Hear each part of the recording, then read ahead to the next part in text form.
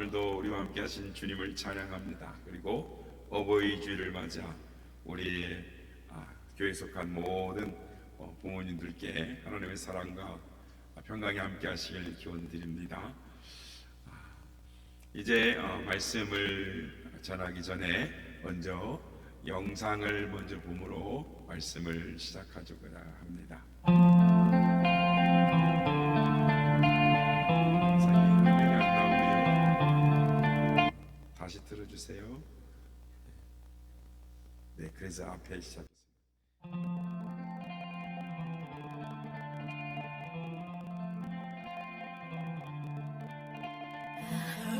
There was a secret chord that David played and it pleased the Lord, but you don't really care for music, do you? Well, it goes like this: the fourth, the fifth, the minor fall, and the major lift, the powerful kick, composing hallelujah.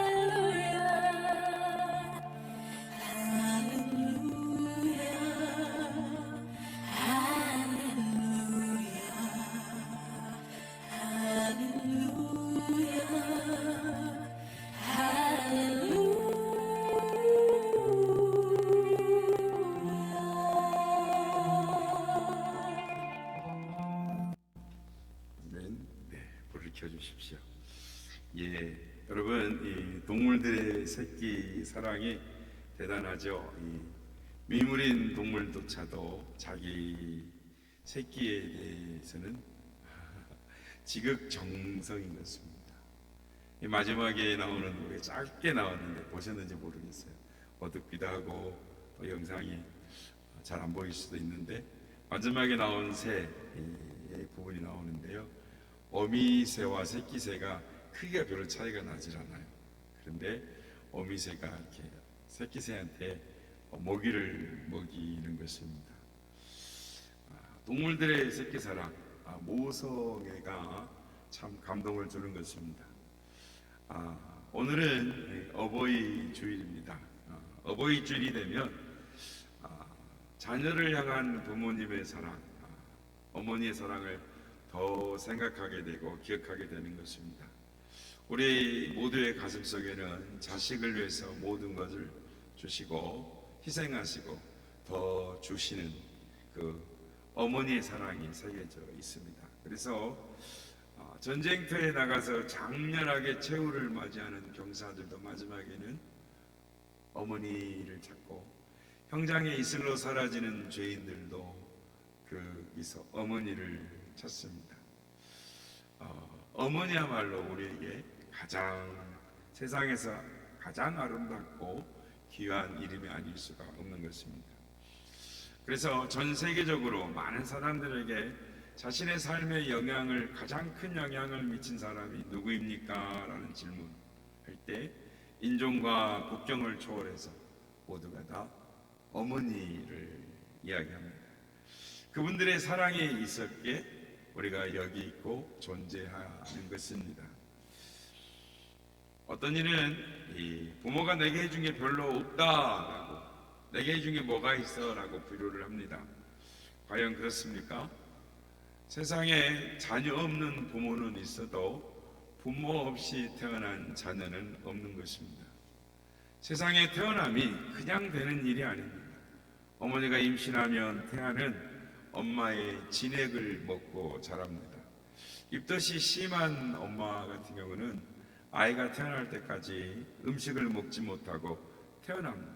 계속 토하는 것이죠. 그래도 아이가 태어날 때 보면 건강한 아이가 태어납니다. 엄마의 몸에서 진액을 빨아먹기 때문인 것입니다. 엄마는 빈혈이 있고 바싹 말라도 아기는 엄마의 골수에 있는 영양분까지 다 빨아먹기 때문인 것입니다. 그래서 여인들이 빈혈이 많고 이 골다공증이 많은 것입니다.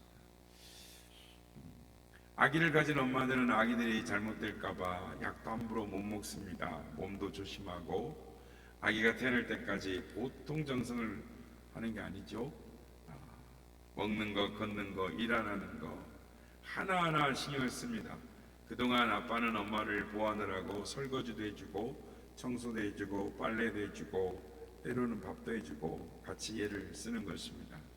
그리고 아이가 태어날 때의 고통이란 이루 말할 수가 없는 것입니다. 세상에서 태어나 그냥 자랍니까? 동물은 태어나자마자 일어서기도 하고 젖도 빨아먹습니다. 그렇지만 아기는 스스로 자랄 때, 먹고 자라날 때까지 온갖 돌봄이 필요한 것이죠. 누구나 다 한 번쯤은 다 자녀를 낳고 첫 아이를 가졌을 때 겪는 일들입니다. 젖을 물러줘야 젖을 빨고 또 젖이 안 나오면 우유를 타서 먹입니다. 젖을 안 먹겠다고 고집을 부리면 얼마나 속이 상한지 모릅니다. 한밤에도 몇 번씩 배고프다고 층을 내고 그래서 일어나서 잠을 못 자는 것이죠. 아기 때문에 잠을 못 자고 젖을 먹입니다. 아기가 아프기라도 하면 거의 뜬 눈으로 밤을 새우는 것입니다. 그래서 눈이 시뻘개져 있어도 아기 때문에 안고 재우는 것이죠. 아프면 아기를 병원으로 달려가고 또 너무 아파하는 모습을 보면 차라리 내가 아팠으면 대신 아팠으면 하는 것입니다. 아기가 자라는 동안에 어떻게 잘못될까봐 눈을 떼지를 못하는 것입니다. 그리고 유치원, 초등학교, 중학교, 고등학교, 대학까지 부모가 쏟는 정성이 얼마나 대단합니까? 자기는 못 입고 못 입어도 자식 잘 되기를 바라며 희생하는 것이 부모의 마음인 것입니다. 형편이 어려워서 제대로 가르치지 못하고 돌보지 못할 때 마치 죄인이 된 것처럼 고개를 들지 못하는 것입니다. 또한 자식을 출가시키는데 또 얼마나 허리가 입니까? 여자는 부끄럽지 않게 혼수를 장만해 줘야 되고 남자는 방을 얻어줘야 하기 때문에 부모는 못 먹고 못 입어도 결혼 비용에 혼신의 힘을 쏟아붓는 것입니다. 그렇게 자식을 출가시켜도 어부의 마음은 늘 자녀 곁에 있습니다. 무엇인가 해주고 싶어하고 주고 더 주어도 주지 못해서 아쉬움을 느끼는 것입니다. 그런데 그렇게 키워낸 자식은 부모의 은혜를 곧잘 잘 있습니다. 어느 날 시어머니가 아들 집에를 방문을 했는데 아들하고 며느리가 그 안방에서 오손오손하게 하는 이야기를 소리가 들려와서 자기도 모르게 귀를 기울였습니다. 며느리가 자기야 이 세상에서 누가 제일 좋아? 그랬더니 그야 물론 당신이지. 그랬더니 두 번째 묻기를 그 다음은 누가 좋아? 우리 예쁜 큰아들이지. 그럼 세 번째는 당연히 우리 귀염둥이 둘째 아들이지. 그럼 네 번째는 그야 물론 예쁜 자기를 낳아주신 장모님이지. 그래 그럼 다섯 번째는 우리 집 애견 강아지지. 그럼 여섯 번째는 그거는 우리 엄마. 그래서 그 이야기를 듣고 나니까 엄마가 밤새도록 서운했어요. 시어머니가 다음날 냉장고에 메모를 이렇게 붙여놓았습니다. 1번과 2번은 뭐하라, 6번은 간다. 정재익이 숭실대 정보사역과 교수의 이 논문이 주목할 만한 논문이 하나 나왔는데요. 한국가족, 즉 친족 간의 접촉 빈도와 사회적 지원 양상의 국제 간 비교라는 논문이 나왔습니다. 그 논문에 따르면 이 부모의 소득이 1% 증가함에 따라 부모와 자녀가 일주일에 한 번 이상 대면할 가능성이 2.07배, 그러니까 2배가 조금 넘는 거죠. 부모의 소득이 많아질수록 이렇게 일주일에 한 2배 정도 만날 수 있는 게 높아진다는 거죠. 그래서 이제 다른 14개 경제 협력 개발기구 OECD 국가 회원국은 그렇지가 않은데 한국만이 이런 결과가 나온 겁니다. 부모의 소득이 높아져야 자녀들이 찾아온다라는 거죠. 그러니까 부모도 친족도 이 도구적으로 거의 전락되어 가고 있다라는 거죠. 슬픈 현실입니다. OECD 국가 다른 부모가 돈이 없어도 우리 부모 엄마 아버지니까 내 가족이니까 찾아가는데 우리나라는 그렇지 않게 통계가 나오더라는 것입니다. 예전에는 이 어버이날이 되면 어머니 은혜에 감사하는 노래를 불렀습니다. 그래서 우리가 잘 아는 것처럼 낳으실 때 괴로움 다 잊으시고 기르실 때 밤낮으로 애쓰는 마음 진자리 마른 자리 갈아 누시며 손발이 다 닳도록 고생하시네 하늘 아래 그 무엇이 높다 하리요. 이런 우리 그 어머니 어버이 은혜 감사에 부른 노래인데, 근데 지금은 그 노래를 그렇게 부르지 않는다고 합니다. 요런 노래가 나왔답니다. 한번 들어보시죠. 웃자고 하는 노래니까 심각하게 듣지 마시고요. 낳으실 때 무통분만 쉬 낳으시고 기르실 때 할머니가 다 키우시고 하기스 남양 분유 갈아주시며 분유 어머니의 희생은 가히 없어라. 아가씨 몸매를 가꾸고 계시네. 하늘 아래 엄마 기대 끝이 있으랴. 어머니의 잔소리 가히 없어라. 이렇게 노래가 바뀌었다라고 합니다. 세태가 바뀐 이야기를 하는 것이죠. 사랑하는 여러분, 오늘 5월 둘째 주일은 우리 교회에서 지키는 어버이 주일입니다. 성경은 부모 공경에 대한 말씀이 얼마나 많은지 모릅니다. 기독교처럼 효도를 강조한 종교는 없습니다. 기독교가 우리나라에 처음 들어왔을 때 그러니까 이 제사를 유교식으로 안 지낸다, 그래서 불효의 종교다라고 오해를 받은 적이 있습니다. 이 오해는 효도에 대한 표현 방식이 동서양이 다르기 때문인 것입니다. 동양에서는 이 장례 절차, 또 기일에 드리는 제사, 명절 때 드리는 차례, 또 성묘 등의 형식을 통해서 이 부모에 대한 효를 표현을 하는 것입니다. 그런데 선교사들이 한국에 들어와서 이렇게 가만히 보니까 살았을 때는 부모가 살아계실 때는 매일 술주정으로 속을 썩이더니 부모님이 돌아가시니까 3년 동안 부모님 묘지 옆에다가 움막을 짓고 그곳에 지내니까 사람들이 뭐라 그러냐면, 야, 참 여자다. 그 사람 진짜 여자다. 부모님 살아계실 때는 술 먹고 속을 썩였는데 이제 돌아가시고 나니까 옆에다 움막을 짓고 3년을 진상을 지내니까 그 사람 참 효자다. 그걸 칭찬을 하더라는 거예요. 서양 선교사들이 생각했을 때 이런 때는 한참 잘못된 것이었습니다. 살아계실 때 불효하다가 돌아가신 후에 음식 차려낸다고 그분이 와서 잡수시겠습니까? 다 헛되고 부질없는 일이죠. 따라서 거칠애를 다 걷어치우고 부모님 살아계실 때 잘 모시도록 가르쳐야겠다라고 선교사님들이 우리 민족을 보고 생각을 했다라는 것입니다. 우리 기독교는 살아계실 때 자주 찾아뵙고 용돈 드리고 맛있는 것 대접하는 이 실제적인 효를 강조를 합니다. 그리고 돌아가신 기일에는 가족들이 모여서 추도 예배를 드리며 고인의 은혜를 생각하는 것입니다. 성경은 세상의 다른 어떤 종교보다도 효를 강조하는 것입니다.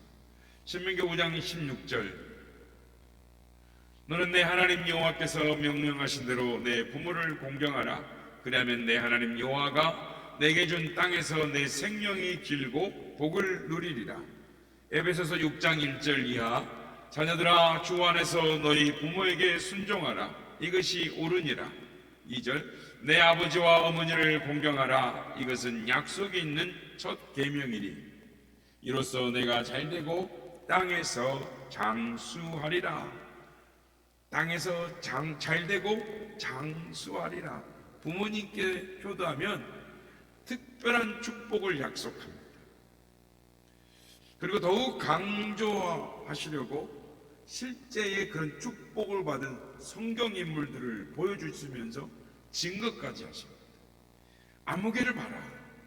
그는 하나님을 경외하는 신앙인이었고 효도하는 사람이었다. 그래서 내가 이렇게 복을 주었다. 이 사람을 봐라. 성경에 나오는 것이죠. 이런 의미로 신뢰를 든 것이 오늘 본문에 나오는 룻의 이야기입니다. 베들레헴에 살던 한 유대인이 흉년으로 말미암아 모압 땅으로 이주를 했는데 거기서 성공하지 못하고 남편도 죽고 두 아들도 죽었습니다. 이제 세 과부만 남았습니다.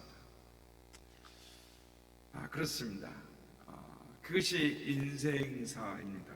우리에게 누구나 예기치 못하는 환란이 다가오는 것이죠. 그래서 오늘 본문은 뭐냐면 모압 국경에서 서로 얼싸안고 한스러운 눈물을 토해내는 이 세 여인의 울음소리를 듣고 지은 시, 즉 상처 없는 새가 어디 있으랴라는 저자의 이 정채봉님은 세상사라는 시를 이렇게 읊었습니다. 울지마, 울지마. 이 세상에 먼지 섞인 바람 먹고 살면서 울지 않고 다녀간 사람은 없어. 세상은 다 그런 거야. 울지 말라니까. 그래서 각박한 살림살이에 지친 시어머니 나오미가 두 며느리를 불러다가 이제 나는 고향으로 돌아갈 테니 너희는 각자 친정집으로 가라. 젊은데 혼자 어찌 살겠는가? 장래를 생각해서 돌아가라라는 것입니다. 너희들 친정집으로 가서 새 인생을 시작해라. 이 나오미의 말에 두 며느리가 울면서 지금 모압 국경에서 통곡을 합니다. 어머니하고 같이 살겠나라고, 같이 가겠나라고. 그때 11절 13절 우리 읽진 않았지만 나오미가 이해하기 어려운 말을 합니다. 내 태중에 너희 남편이 될 아들들이 아직 있느냐? 이게 무슨 말일까요? 당시의 과부들에게는 이 과부가 재가를 한다는 그렇게 쉬운 일이 아니었습니다. 그래서 신명기 25장 5절 6절 말씀에 따라서 계대의 결혼, 그러니까 남편이 죽고 자식이 없으면 남편의 형제와 결혼을 해서 남편을 대를 잇게 하는 그 제도가 계대의 결혼인데 나오미가 그 이야기를 하는 거예요. 나는 지금 내가 내 뱃속에 아이가 있느냐? 그러니까 나오미가 즉 두 며느리가 자기를 따르려고 하는 신앙적 결단에 대해서 현실적인 보상이 없다라는 것을 설명을 하는 것입니다. 나를 따라오면 그 대신 가난과 냉대뿐이다라는 것입니다. 그것이 자신을 따르는 대가가 될 것이다라는 것. 그래서 이 자리에서 가라. 아니요, 어머니만 따라갈게요. 이러고 막 울고 있는 것. 두 자부와 즉 두 자부 룻과 오르바는 여기서 갈림길에 서게 되는 것입니다. 먼저 오르바는 베들레헴으로 가지 아니하고 모압 친정 어머니 집으로 돌아갔습니다. 어떻게 보면 현실적으로 지혜롭고 합리적인 판단이었습니다. 인간적으로 볼 때 오르바가 나오미를 떠나는 것을 비난하기가 어렵습니다. 물론 시어머니 나오미도 오르바를 비난하지 않습니다. 오히려 안아주고 옥노와 소리 높여 울었습니다. 그러나 성경은 이 사실에 대해서 평가를 하는데 나오미의 입을 빌어서 평가를 분명히 합니다. 오늘 보면 15절 말씀입니다. 나오미가 또 이르되 보라 내 동생은 그의 백성과 그의 신들에게로 돌아가나니. 성경은 세 여인의 갈림길을 냉혹하게 이야기합니다. 14절 말씀입니다. 그들이 소리 높여 다시 울더니 오르바는 그의 시어머니에게 입맞추되 룻은 그를 붙쫓았더라. 오르바는 떠났습니다. 오르바는 그렇게 해서 성경의 시야에서 사라졌습니다. 우리는 이 이후로 오르바가 어떻게 살았는지 전혀 알지 못합니다. 룻은 저 멀리 사라지는 동석 오르바의 등을 바라보며 시어머니의 손을 꼭 붙잡고 눈물을 훔치며 아마 지켜보았을 것입니다. 어쩌면 오르바가 떠난 자리를 자신이 채우려듯이 어머니의 손을 꼭 붙잡고 어머니 곁에 바싹 붙어 떨어지지 않았을지도 모르겠습니다. 그래서 성경은 룻이 시어머니 나오미의 찰싹 달라붙어 있는 모습을 참 재미있는 단어로 설명을 하는데, 우리말 성경도 재미있는 단어를 선택했습니다. 그게 뭐냐면 룻은 그를 붙쫓았더라. 붙쫓다라는 말, 우리나라 고유 말입니다. 그런데 현대에서는 점초로 쓰지 않는 단어죠. 그래서 히브리어로는 이 붙쫓다를 다바크라고 하는데 여러 가지 의미가 있습니다. 남녀가 결혼해서 한 몸을 탁 합친다. 또 하나님이 우리를 얼마나 단단히 붙들고 있는가. 또 하나님께서 우리들에게 충성을 요구하실 때도 이 다바크란 말을 쓰시죠. 어쨌든 친밀한 관계를 표현할 때 다바크, 붙쫓았다라. 그러니까 즉 붙쫓다라는 말은 룻이 시어머니 나오미와 한 몸이 되어가지고 단단히 붙들고 목숨을 함께하고 목숨을 걸고 그 길을 따라갔다라는 말을 붙쫓다라고 합니다.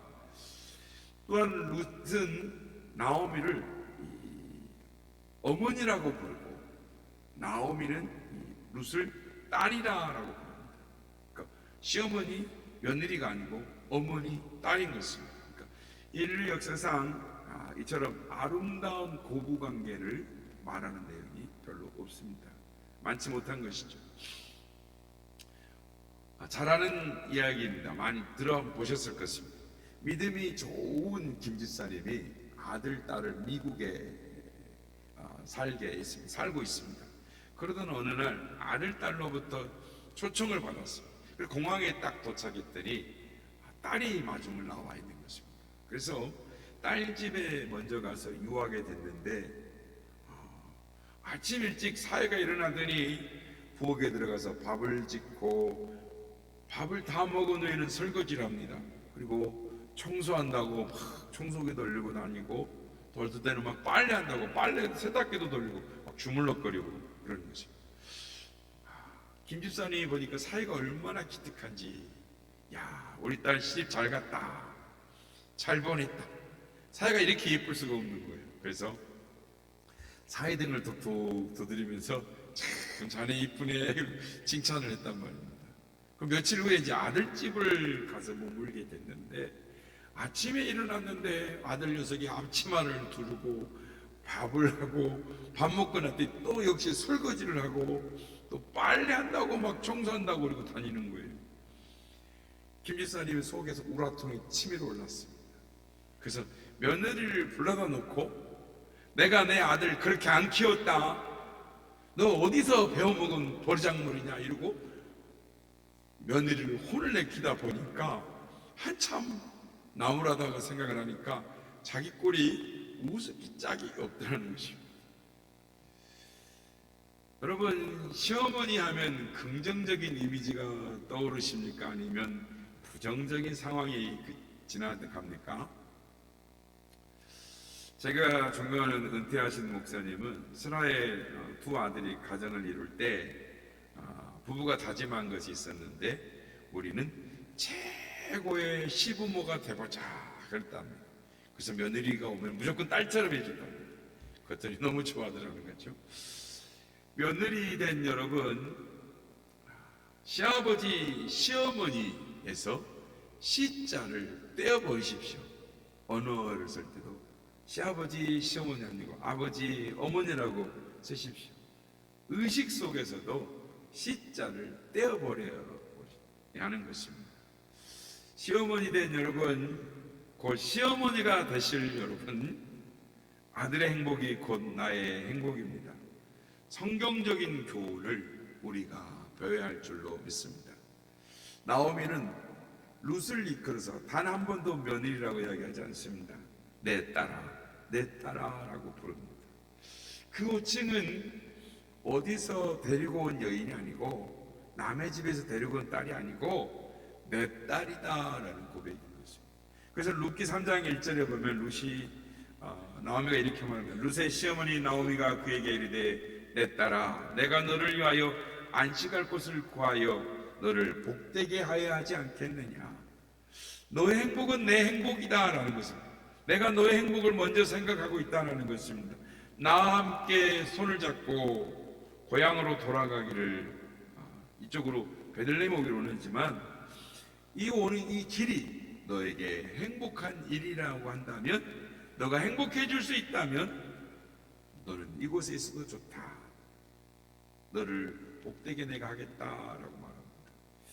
이게 얼마나 아름다운 고부 관계입니까? 여러분 며느리를 친딸로 생각하십니까? 친딸로 생각하십시오. 그리고 나는 세상에서 가장 좋은 시부모가 되어 주겠다. 아들과 며느리는 나는 시부모님, 장모님을 친부모처럼 섬기겠다 결심하십시오. 오늘 보면 15절에서 18절 말씀인데요. 우리 함께 같이 합독하겠습니다. 15절 다음 칸이 눌러주세요. 시작. 나오미가 또 이르되 보라 내 동서는 그의 백성과 그의 신들에게로 돌아가나니 너도 너의 동서를 따라 돌아가라 하니 룻이 이르되 내게 어머니를 떠나며 어머니를 따르지 말고 돌아가라 강권하지 마옵소서. 어머니께서 가시는 곳에 나도 가고 어머니께서 머무시는 곳에 나도 머물겠나이다. 어머니의 백성이 나의 백성이 되고 어머니의 하나님이 나의 하나님이 되시리니 어머니께서 죽으시는 곳에서 나도 죽어 거기 묻힐 것이라. 만일 내가 죽는 일 위에 어머니를 떠나면 여호와께서 내게 벌을 내리시고 더 내리시기를 원하나이다 하는지라. 나오미가 룻이 자기와 함께 가기로 굳게 결심을 보고 그에게 말하기를 그치니라. 아멘. 참 감동되는 고백인 것입니다.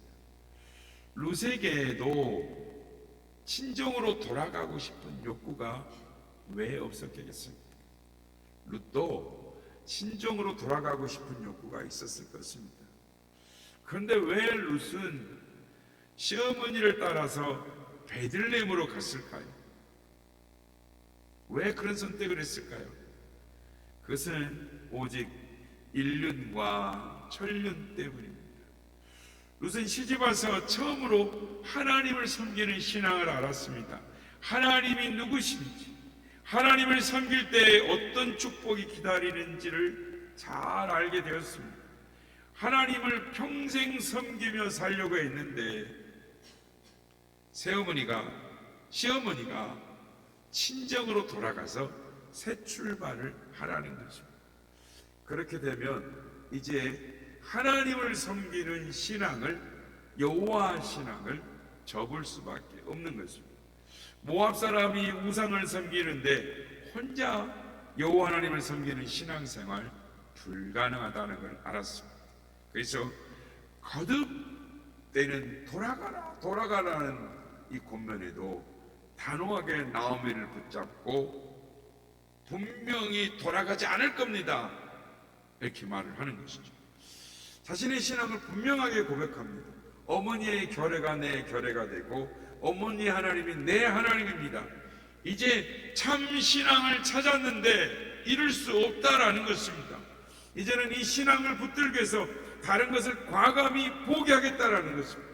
어머님을 모시고 하나님을 섬기며 살 수 있다면 외로워도 좋고 가난해도 좋고 비웃음거리가 되어도 좋다, 이런 자세인 것입니다. 이거는 그녀가 여호와 하나님만이 참 하나님이시다는 진리에 눈을 떴기 때문인 것입니다. 오늘 현대인들의 시각으로 바라보면 룻의 선택은 아주 미련한 선택입니다. 어느 모로 봐도 희망이라고 싹이 하나 보이지 않는 그 시어머니를 선택한 것은 비현실적인 선택이고 어리석은 선택입니다. 베들레헴으로 돌아가면 땅 한 평도 없습니다. 시어머니는 가능성이 전무한 늙은 가난뱅이입니다. 무엇 하나 의지할 부분이 없습니다. 무엇 하나 나한테 덕이 되는 게 없고 나에게 부담만 있을 뿐입니다. 그럼에도 룻은 시어머니를 선택하였습니다. 그리고 그를 봉양하기 위해 매일같이 보리밭으로 돌아다니며 이삭을 주었습니다. 집으로 돌아와 보리 이삭을 떨어서 시어머니를 봉양합니다. 룻은 눈에 보이는 비전이라고는 전무한 삶, 그 삶을 선택을 했습니다. 하지만 그녀의 선택은 룻의 운명을 송두리째 바꿔 놓았습니다. 세상을 포기하며 하나님을 선택한 룻에게 하나님은 하늘의 신령한 복과 세상의 좋은 것들을 함께 주셨습니다. 부자 보아스라는 신랑을 주시고 다윗 할아버지를 낳고 메시아의 가문의 그 조상의 이름을 올리게 되었습니다. 만국의 효부가 받는 축복의 모델이 되었던 것입니다. 오래전 광고 잘 아는 거 있죠. 순간의 선택이 10년을 좌우한다. 너무 오래된 광고죠. 비록 상업 광고지만 우리에게 주는 의미심장한 단어인 문구인 것입니다. 선택은 순간적으로 이루어지지만 그 결과는 오래오래 이어진다라는 것입니다. 그렇습니다. 인생은 선택의 연속인 것입니다. 지금 살아가는 나의 지금의 모습은 이제까지 선택한 나의 결과이고, 지금 내가 선택하는 길은 미래를 결정짓는 중요한 요소가 될 것입니다. 효도냐 불효냐, 신앙이냐 불신앙이냐, 이 두 갈림길의 선택에서 믿음의 길을 선택하고 효도의 길을 선택해야 하는 것입니다. 그것이 복된 길임을 오늘 본문은 우리에게 교훈하는 것입니다. 우리나라는 옛부터 부모님을 잘 섬기고 어른을 공경하는 동방 A지국이었습니다. 그래서 한국에 왔던 최초의 의료 선교사인 알레는 우리나라에 대해서 이렇게 썼습니다. 조선은 늙음과 죽음이 두렵지 않는 노인들의 천국이다. 근데 요즘은 어떨까요? 유니세프라는 아동 그 기금, 즉 아테아 지역에서, 즉 중국, 홍콩, 또 오스트리아 등 태평양 17개 국가에서 9살부터 17살까지의 청소년 1만 명을 대상으로 어른들을 존경하는지에 대해서 물어보았습니다. 존경한다고 답을 한 우리나라 청소년들은 13%였습니다. 그러니까 17개 나라 중에 최하위였습니다. 그리고 어른을 전혀 존경하지 않는다 학생은 20%였습니다. 17개 나라에, 다른 나라들은 2%인데 10배나 높아요. 우리 17개 나라 중에 어른을 존경하지 않는다고 말 1등입니다. 정말 심각한 문제가 아닐 수 없습니다. 미국의 중고등학교에서 부모 공경을 가르칠 때 조지 워싱턴 예를 든다고 합니다. 그가 젊었을 때 바다로 나가서 훌륭한 선장이 되는 것이 그 꿈이었습니다. 그런데 그 꿈을 이루게 바다로 가려고 할 때 배를 타려고 하고 어머니에게 작별 인사를 하러 갔는데 어머니가 붙잡고 눈물을 흘리며 만류를 합니다. 그 자신이 오랫동안 꿈꿔왔던 일이었지만 어머니의 눈물과 내 꿈을 바꿀 수 없다라고 말하면서 항해를 포기했다고 합니다. 그리고 훗날 선장 대신 미국의 초대 대통령이 되었습니다. 말씀에 순종하는 자, 그 자녀가 복을 받았습니다. 여러분, 효도는 때가 있습니다. 기회가 지나가면 후회 막급인 것입니다. 송강정철은 어버이 살아계실 때 제 섬기기를 다하여라. 한 번 가신 뒤에 애달프다 어이하리. 생전에 고쳐 못할 일은 이뿐인가 하노라. 어버이를 잊고 서로 아는 시를 썼습니다. 반중 좋은 감이 고와도 보이나니 품음직하다마는 부모가 밤길 리 없으니 이를 서러워하노라. 내 아버지 내 어머니 홍시를 좋아하셨는데 잘 익은 홍시를 들고 달려가고 싶은데 이제 반길 리 없으니 그것이 슬프다라고 말하는 박인노의 좋은 시인 것입니다. 수육종이 풍부하고 자용량이 침무되라. 나무는 조용하게 있고 싶어하나 바람은 잠잠하지 아니하며 자식이 어버이를 공양하고 싶으나 부모님 기다려주지 않는다라는 말입니다. 그렇습니다. 효도하려는 마음은 있으나 현실에 매여 어쩌면 현실을 핑계대면서 제대로 감사하지 못하는 것이 우리의 모습입니다. 그러나 어느 날 훌쩍 떠나신 뒤 그동안의 불효를 가슴 아파하는 것입니다. 뒤늦게 후회함이 없도록 지금 내가 할 수 있는 대로 용돈도 드리고 부모님께 마음을 열어 감사의 마음을 표현해야겠습니다. 울리지 않는 악기는 악기가 아니며 표현하지 않는 사랑은 사랑이 아니라고 했습니다. 효도는 해도 해도 끝이 없습니다. 누가 부모님께 효도했다라고 말할 수 있겠습니까? 부모님께 받은 사랑과 은혜를 생각하면 우리의 효도는 해도 부족한 것입니다. 최고의 효도는 부모님을 전도해서 예수 믿고 천국 가게 해드리는 것입니다. 아무리 맛있는 음식을 해드려도 지옥 가면 무슨 의미가 있겠습니까? 그리고 이미 부모님이 돌아가신 분들은 어른들을 잘 공경하길 바랍니다. 그것이 복받는 길입니다.